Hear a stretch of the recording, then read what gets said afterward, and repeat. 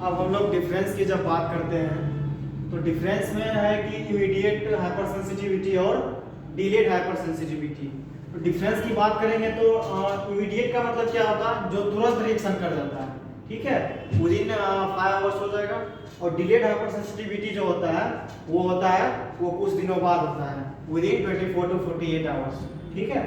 तो इमीडिएट का पहला पॉइंट है एपियर्स एंड रेसिड्स रैपिडली, यानी एपियर्स होता है, जगता है, मतलब दिखता है कब, एंड रेसिड्स रैपिडली, जल्दी दिख जाता है इमीडिएट के अंदर। जबकि डिलेड के अंदर appear slowly and last longer, यानी कि लास्ट लॉन्गर, कुछ दिनों बाद ये दिखता है।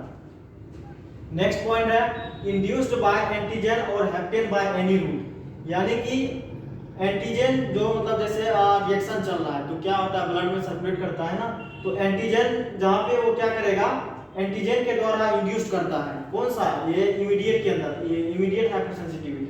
जबकि अगर डिलेड की बात करेंगे तो इंड्यूस्ड बाय इंजेक्शन, यानी इंजेक्शन के द्वारा क्या होता है, इंड्यूस्ड होता है विद एडजेसेंट और बाय स्किन कांटेक्ट, यानी स्किन कांटेक्ट में भी क्या हो जाता है, डिलेड हाइपर सेंसिटिविटी होता है।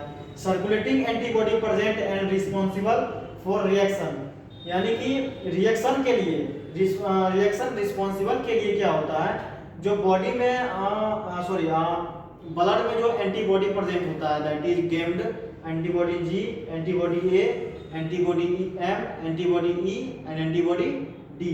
जो गेम्ड होता है वो ब्लड के अंदर प्रेजेंट होता है, तो उसके द्वारा क्या होता है ना कि जब वो उससे अटैच होगा तो फिर क्या होता है, उसको इमीडिएट सेंसिटिविटी होता है।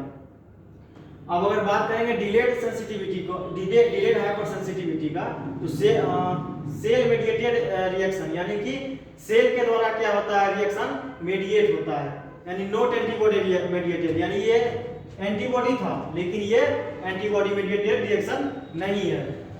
अब कह रहा passive transfer possible with serum, यानी कि सीरम के साथ क्या कर सकते हैं, पैसिव ट्रांसफर कर सकते हैं, बाहर से क्या कर सकते हैं, ट्रांसफर कर सकते हैं, उसी को हम पैसिव ट्रांसफर कहते हैं।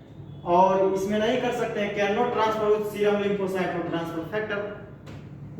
पांचवा पॉइंट है डीसैनिटाइजेशन इजी बट शॉर्ट लिव्ड, यानी कि डीसैनिटाइजेशन, यानी कि डी फॉर रिमूवल, सैनिटाइजेशन का मीनिंग जो होता है कि सैनिटाइज करते हैं by the use of chemical, तो उसको रिमूव करते हैं, उसी को डीसैनिटाइजेशन कहते हैं।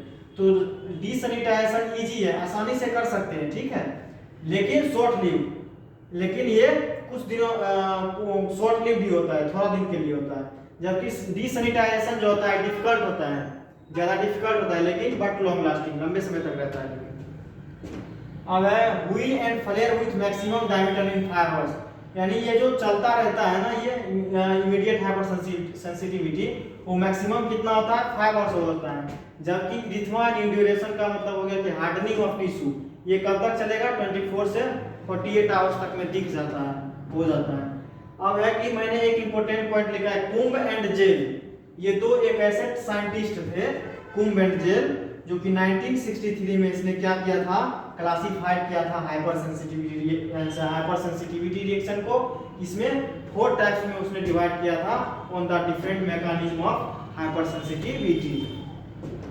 टाइप 1 है इमीडिएट हाइपर सेंसिटिविटी रिएक्शन, जो कि मैंने पढ़ाया था टाइप 1 के बारे में। टाइप 2 जिसको बोलते हैं antibody dependent cytotoxic hyper sensitivity reaction. और तीसरा होता है कि तीसरा टाइप 3 होता है immune complex mediated hypersensitivity. इसके अंदर भी 2 होते हैं, that is Arthus reaction and serum reaction, serum sickness. और चौथा होता है हमारा सेल मीडिएटेड और डिलेड हाइपर सेंसिटिविटी। इसके भी 2 होते हैं, इन्फेक्शन एलर्जी और कॉन्टैक्ट डर्मेटाइटिस। एक्चुअली इतने टाइप्स के पढ़ने नहीं है, पर 2 ही टाइप्स हम लोग का पढ़ना है, जो कि मैंने वो डिफरेंस बता दिया है। तो आज हम लोगों ने देख लिया कि हाइपर सेंसिटिविटी क्या होते हैं, उसके रिएक्शंस क्या होते हैं, दोनों का मैंने एग्जांपल्स क्या होते हैं। तो आज कंप्लीट हो गया। वीडियो अच्छे लगे तो लाइक एंड सब्सक्राइब जरूर करें। अगर किन्हीं को ऑफलाइन चाहिए अगर नोट्स इसके बारे में, तो मैं एक नंबर दे रहा हूँ जिस पे आप कांटेक्ट कर सकते हो, मैं उसको पर्सनली सेंड कर दूंगा। मेरा नंबर है 8969680662। इस पे आप मैसेज करोगे, मैं उसको डाल दूंगा। Thanks, have a nice day.